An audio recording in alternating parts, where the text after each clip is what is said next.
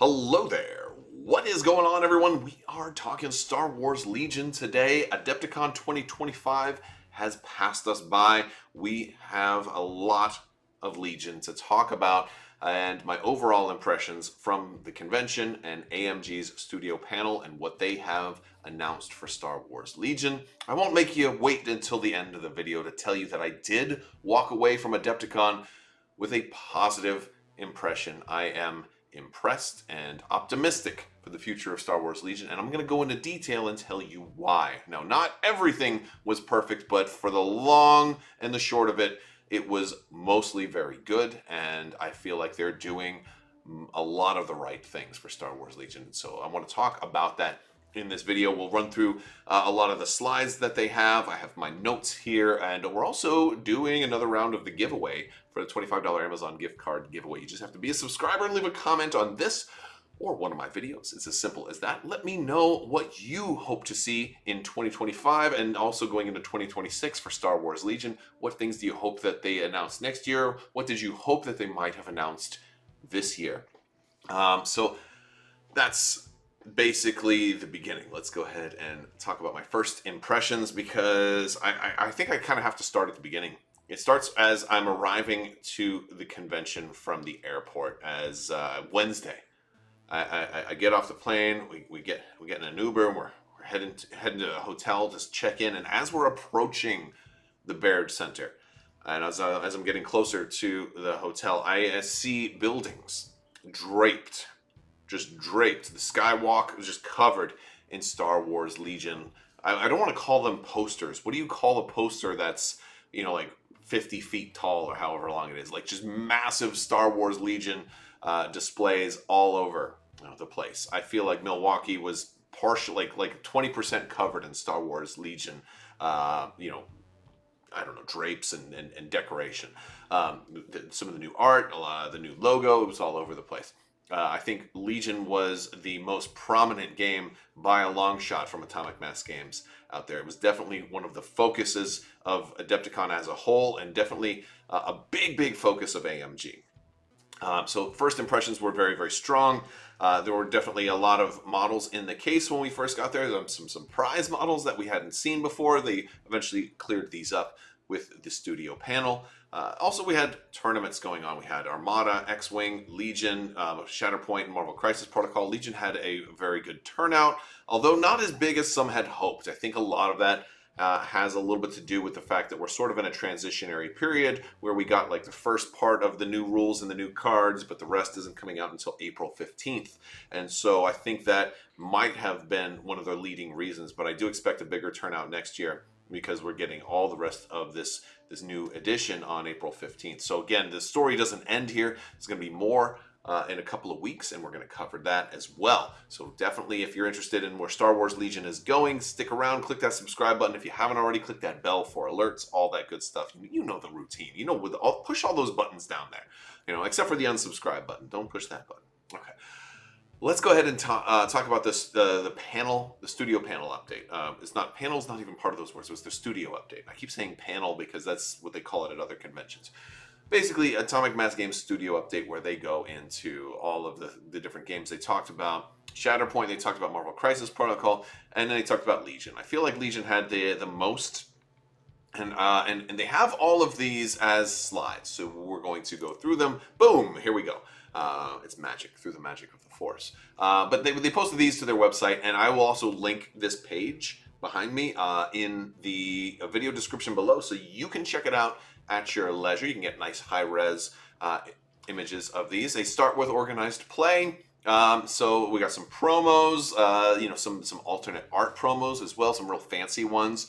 So that's a cool thing that they're going to be working on. Also, they're working on this organized play kit with random booster packs. This is something that I'm not particularly, super hyped about, because I'm not a big fan of getting random booster packs for Legion, but maybe other people will. My takeaway from this is, while it's something that I'm not particularly into, I think some other people might be, and I don't mind them trying something new, because it might work, it might not. It doesn't hurt the game if it doesn't work. At least I don't expect it to.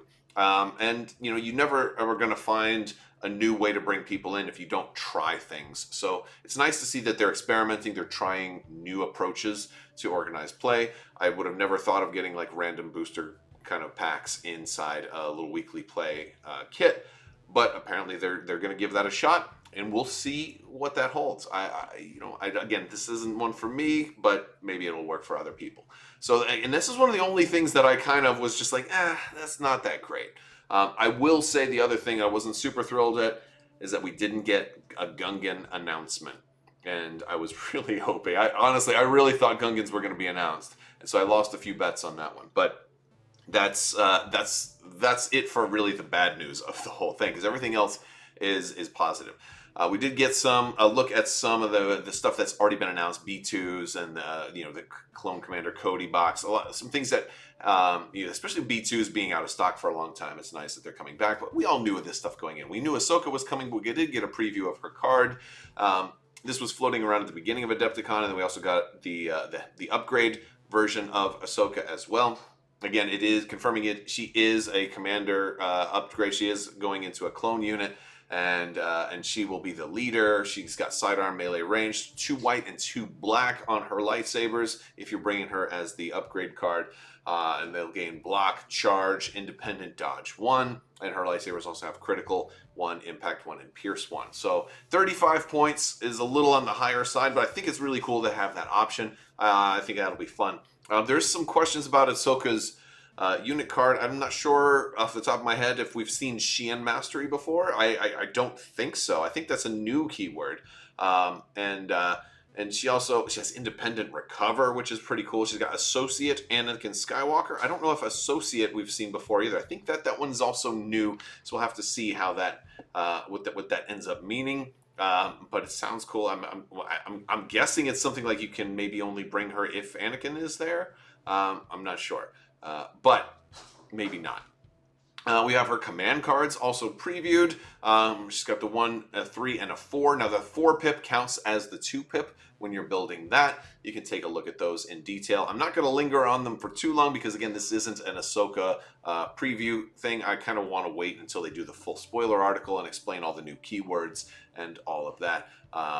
But the interesting thing is that she can gain Jarkai Mastery and then lose Xian Mastery. So she's like, there's definitely some work with the lightsaber play in there. So that's going to be a fun one. We're seeing a new trend also where some of the individual hero packs are being bundled to have multiple characters in a single box. And that's going to be for the Boba Fett coming with Din Djarin. IG-88 already had 2 in the box, so I think our days of seeing a single miniature in one box are over.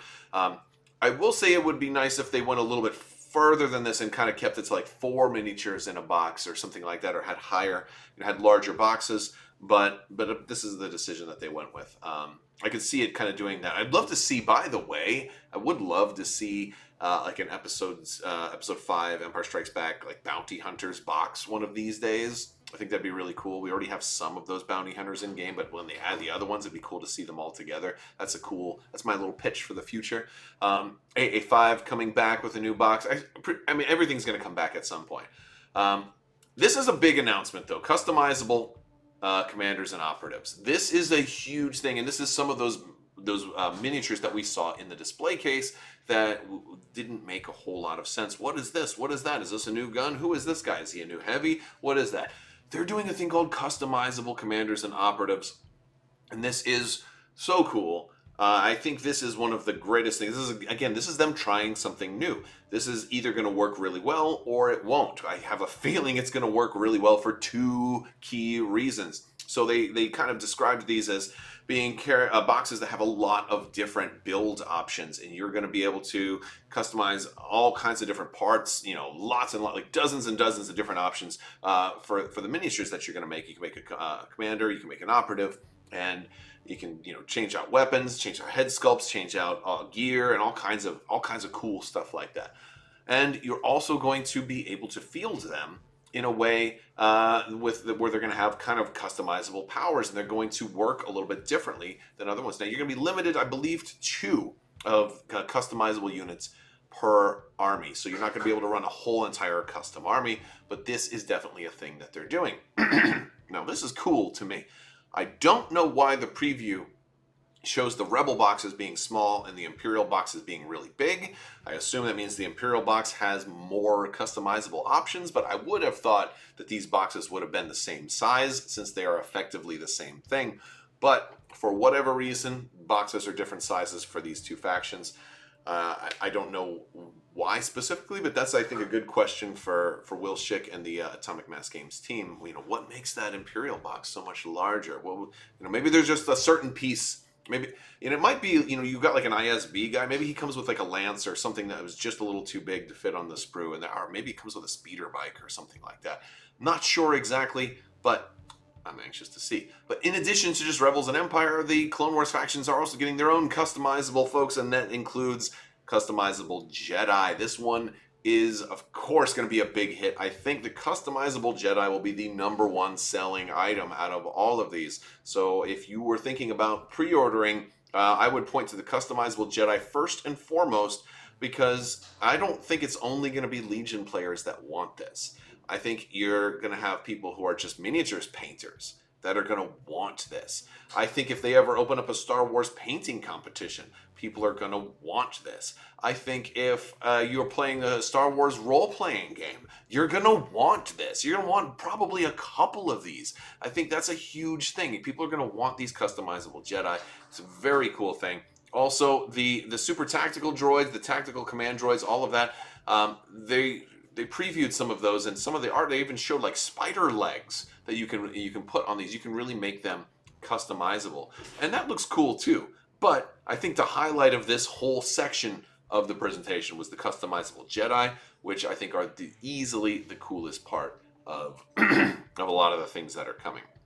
So I'm excited about that. I'm excited to see the different options. One of the things that was even talked about is having some different lightsaber options. That one was going to be cool. There was one that was like more of like a Japanese style lightsabers too. So I guess we're going to have to really wait and see. But I can't wait to see the different build possibilities with this particular kit. Looks very cool. Moving on, again, they are doing essentials kits. There are a lot of different card packs. There's a battle deck pack that's going to have all the new battle cards and all of that. Again, this isn't like super flashy stuff, but this is a big part of the core of what the presentation was, outlining all of the new products that are going to be available, what the critical things are. The upgrades pack is going to be a critical thing, but there's also going to be a lot of card packs. And these are going to be to kind of, if you don't want to do the print and play option, if you don't want to have to use the old cards, and and these seem like they're a little bit less critical. I don't think you're going to have all the updated cards, but these are there to kind of catch you up. They also kind of indicated that these might not be in print forever, because at a certain point, new players coming in are already going to have all the current cards anyway. So these are really here to help existing players that want to have all the new cards to have them. But if you already have all your old cards, you can print and play, and I don't think these are as required. So, and all of these card packs they said they would range between $15 and $25. And I imagine the individual faction-specific ones are probably going to be a little bit lighter. I would guess that the upgrade card pack, the generic upgrade card pack that has all the regular upgrades, that one would probably be one of the bigger ones, because that one's covering like 4 factions worth of stuff. I think that's probably where the higher price points will be. So that's what we're looking at, right? We also have the unit card upgrades, but there's also command card upgrades too that are going to have upgraded versions of all of those. Again, I don't know if everything is good, but especially if you're sleeving your cards, I don't see any reason why you couldn't just use the print and play options. They're going to have all of the print and play cards available April 15th. So you don't have to wait till Q3 to check all of this stuff out, because on April 15th, they're going to be doing a big direct kind of stream thing where they're going to be giving us all the rest of the cards. So we'll be able to kind of see everything. We'll be able to print and play. You'll be able to play with all of the newest and updated and refreshed cards on April 15th that evening. So again, like that's the new stuff is just around the corner. So that was also a good takeaway. There's obviously going to be some folks that are like, I don't want to have to buy this stuff. And the good news is you don't have to. You don't have to. You can do the print and play option as long as you have the existing cards already. Also, all the new boxes coming out have the multi-language card packs. And we're going to be doing some more unboxings here pretty soon as well. So stick around for that.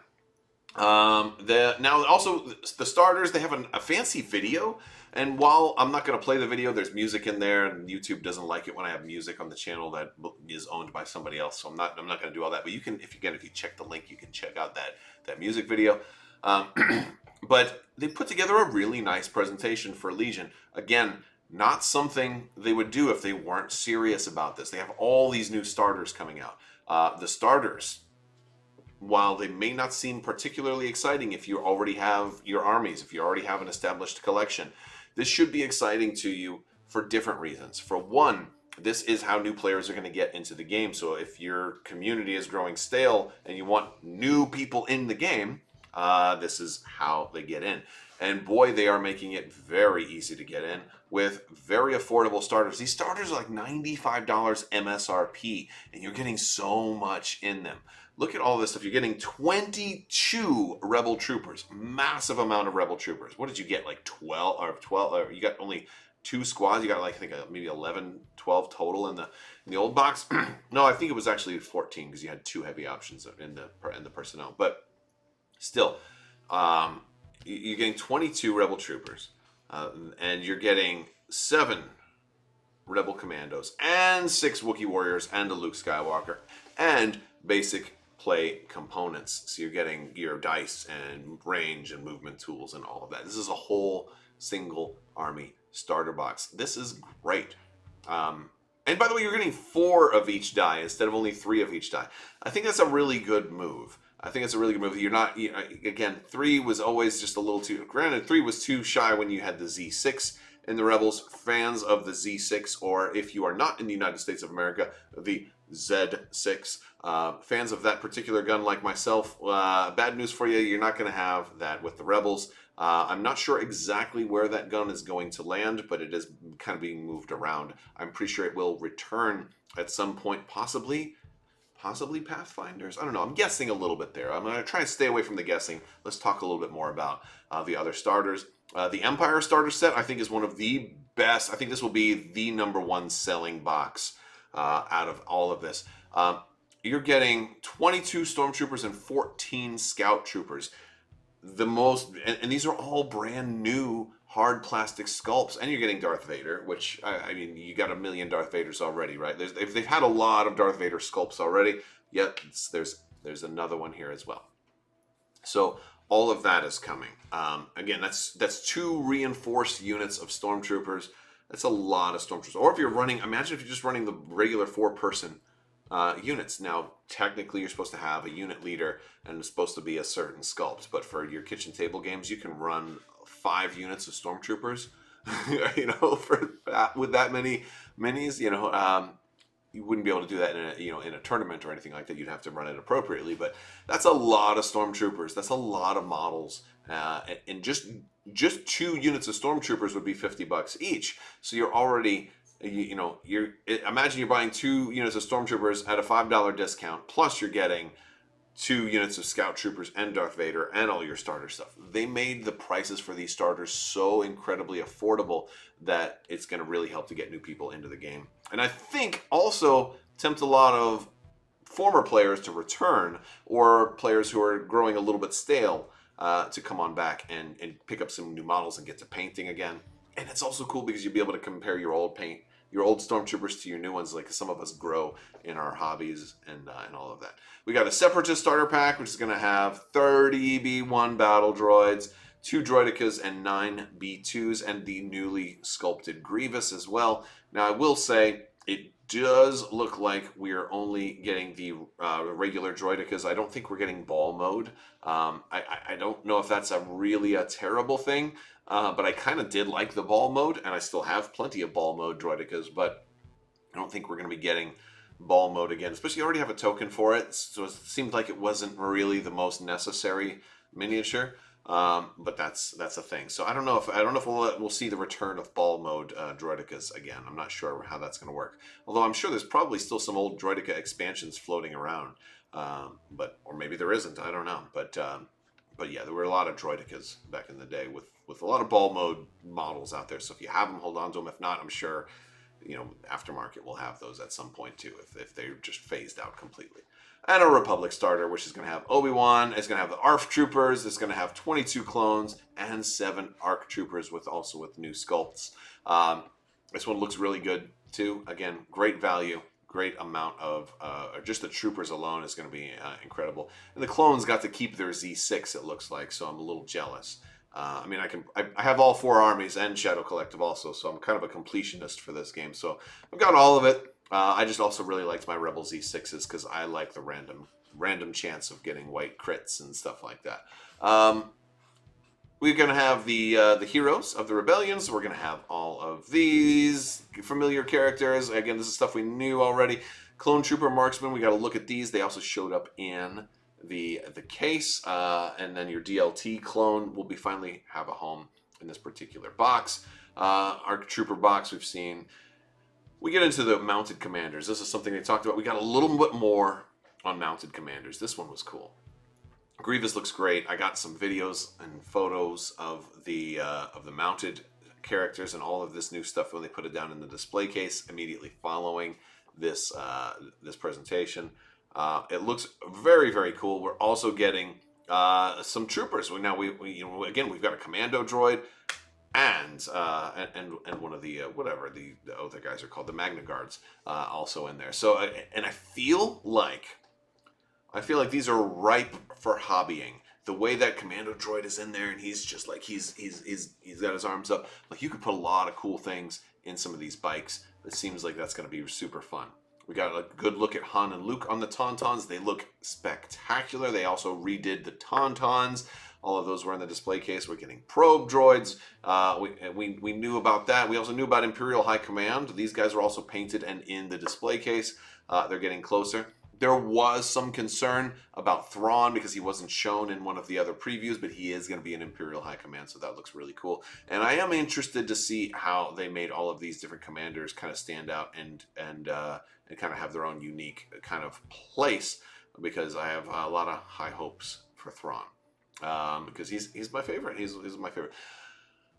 Also, our Heroes of the 501st box. So one of the things you're seeing is like unique named characters that did happen to fall into an existing box are now kind of being moved to like a hero box. You're seeing this here with like Fives and like an Echo and Rex is in here as well. You're also seeing a new 3D objective tokens box. Again, not super flashy, but they are moving away. If you caught my April Fool's joke video yesterday about the Pokeballs, here's a way. If you don't like having the the existing POI tokens, these are alternative options for that. Again, not probably won't be for everybody, but that's a little something. The big new thing was Pirates and Hondo. Hondo is coming. And this got a lot of oohs and ahs from the audience. This is also that big, powerful unit that Will Schick had been teasing for a while. That's saying that during playtesting, this was one of the first units they tested with that reinforced kind of double size unit, and it ended up being a little too strong at first, and they had to scale it back. So it's going to be interesting to see just where these pirates land. I do love some of the details on there. The peg leg that you see on some of them, or the little Quakian monkey lizard on Hondo's shoulder is also very cool. Got a Cam Tono on it. So there's a lot of really cool stuff on these. I do want to say that Hondo won't be able to go in Shadow Collective, but the pirates themselves can. This is also a big deal, because again, we were expecting that Shadow Collective wasn't going to see any love for a while, but apparently, I guess technically this is still a while, because these are currently projected for Q1 2026.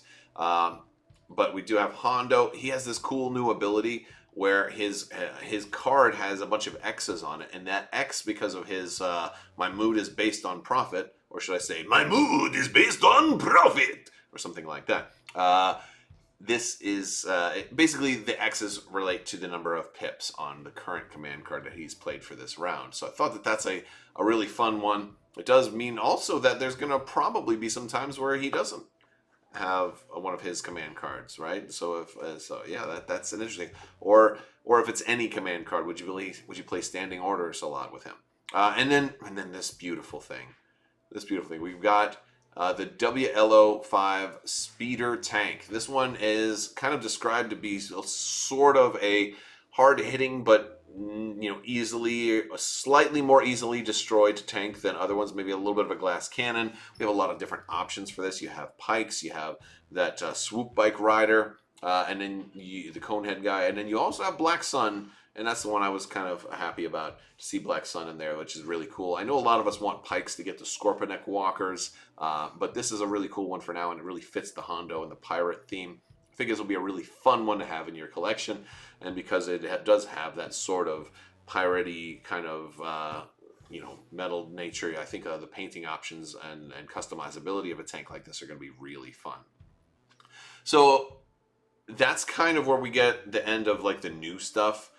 When they give us a timeline, not as much like all new things that we typically expect. It's really like the custom commanders, and then like Hondo and the pirates and stuff were like the big things. Usually, a lot of times we get more new stuff than this, and I was okay with that. This was the point where I was like, oh man, we didn't get Gungans. This was the point in the presentation where I was just like, really, no Gungans? And then I realized, wait a second. They're focusing on more important things, because the starters, even though like I have plenty of stormtroopers and all of that stuff, that's important. It's very important for new players getting into the game, for players that are trying to start a new army, for players that are trying to supplement their existing armies, and for retailers to have something on their shelf that they're confident players are going to buy. And at that price point, I think it's a good price point for that. So that was one of the important things. But also all of the other out-of-print stuff, well, most of the other out-of-print stuff, they gave us a timeline of. This was something I had said that was very, very important, that AMG needed to have, and they gave us this. This is an outline, a projected time of when reprints are coming back in stock. This is their 2025-2026 reissue schedule.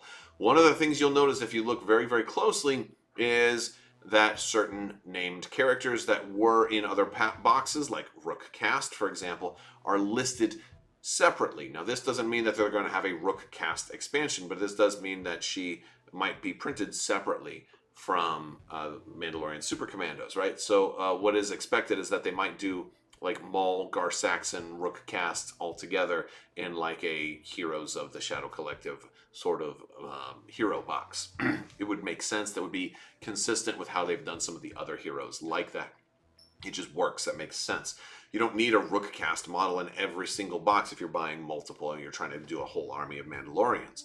It just doesn't make sense, and it's kind of wasteful. It gives people plastic they don't need. And again, if you wanted extra ones, then you just get in a whole extra, a whole extra hero box, and then you got all kinds of kit bashing pieces and all that stuff. So you have options this way. But this is really good. You also might notice there are certain things that do not appear on this list. They covered most of it. There's a handful of expansions that aren't on here. Like one of them was like Operative Vader. That might mean that Operative Vader isn't actually getting reprinted. Maybe they're just going to roll both Vaders into one. Maybe the Darth Vader pack by himself is going to have everything you need, and you can run him as a commander or an operative. Maybe they're getting rid of Operative Vader. Maybe they said, you know what, we really just need one Darth Vader. I don't know.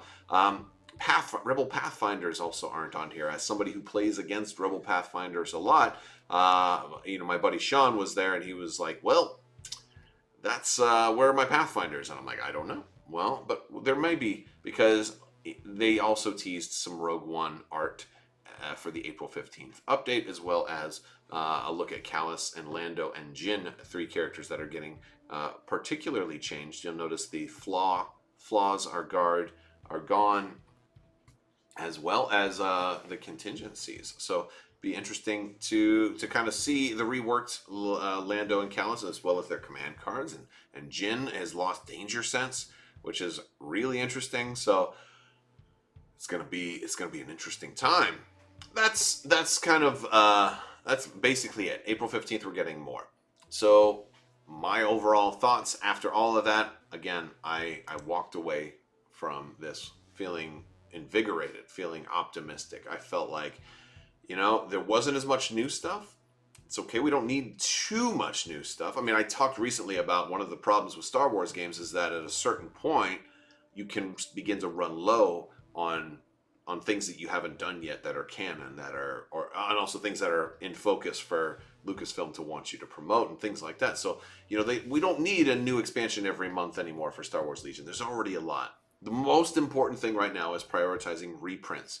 One interesting thing about the reprint schedule, the reissue schedule, is that they did say that some of those items would still be in the soft plastic. This surprised me a little bit at first, and I remember kind of scratching my head and being like, well, why would they still do them in soft plastic?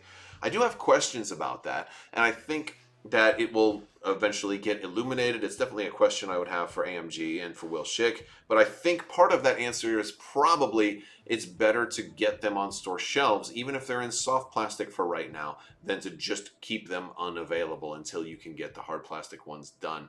If you have the existing molds, use them in the meantime until you can get them hard plastic. And that's kind of how it sounds like their approach is. Let's just get this stuff available to everyone. And I think that's the right call, frankly. It's not perfect, but I think it's probably one of the best decisions that they could make, to prioritize the reprints, to prioritize those reissues. It's still going to take a while. And therein lies one of the questions. Are stores going to stock this game? And I think one of the biggest things to kind of push stores into stocking this game is that low cost of entry. For that $95 starter, a faction army starter is getting you like around 600 points, getting you very close to a full army, plus all the stuff you need to play. Brand new hard plastic models. Those stormtroopers, the rebel troopers look really cool. I think I'm excited about it, and I'm excited to paint some new rebel troopers. My rebels were the first army that I painted for Star Wars Legion, and I think they need a refresh because my rebels are looking like they've been dragged through the mud a little bit. So I need a refresh on all of those. So again, a lot of this was kind of uplifting. It seems to me that they're doing all the right things, and I'm feeling pretty optimistic and invigorated for Star Wars Legion. I can't wait for April 15th for us to get all of the new cards, and I think that'll be a great time to start playing Legion again. I have slowed down my Legion play, and the new edition came out. I played a couple of games of it. Still felt like Legion, but felt a little different. And I think one of the decisions I made a few months ago was to kind of slow down on the Legion games, because I felt like the rule set was in a transition phase. Half the units were still of the old style, half the units were of the new style. And look, I'm getting old. I get rule sets confused all the time. I think the best time for me right now is to wait until April 15th and then start relearning Legion all over again. We got a whole bunch of new units. We're going to have to learn what they do, learn what's good, learn what's bad, in what will be a new meta starting April 15th. And that's a really good time. So if you are thinking about jumping back into Star Wars Legion, I think April 15th is a good time to do it, because you're going to have a whole bunch of new stuff to look at, to do all the print and play stuff. List builders will probably be getting updated shortly after that, and I think it's going to be a very exciting time. So that's my takeaway for Star Wars Legion in a post-Adepticon 2025 world. Looks really good. We'll be bringing to you even more news as it comes out, and we're going to be doing some unboxings of some of the newer expansions in the meantime. So that will also be fun. I know some of you have looked forward to unboxings, and they have been slow lately. We're going to be doing a lot more, and not just Legion. We're going to be covering other games as well. But Legion, it's going to be a good year for Legion if we, especially when these new boxes come out. So that's my takeaway. Hopefully you guys enjoyed this video. I'll put a link in the description below so you can check out that website and check out the roadmap slides and view those at your leisure. I want to thank you all so much for watching. Big thanks to my patrons. Patrons, you guys are awesome. If you're interested in becoming a patron, there's going to be links in the description below, as well as social media links, Discord, all that other stuff. You can join all of those things. I will talk to you later. May the Force be with you. Live long and prosper. Be excellent to each other. Party on, dudes. So say we all. And always wash your socks.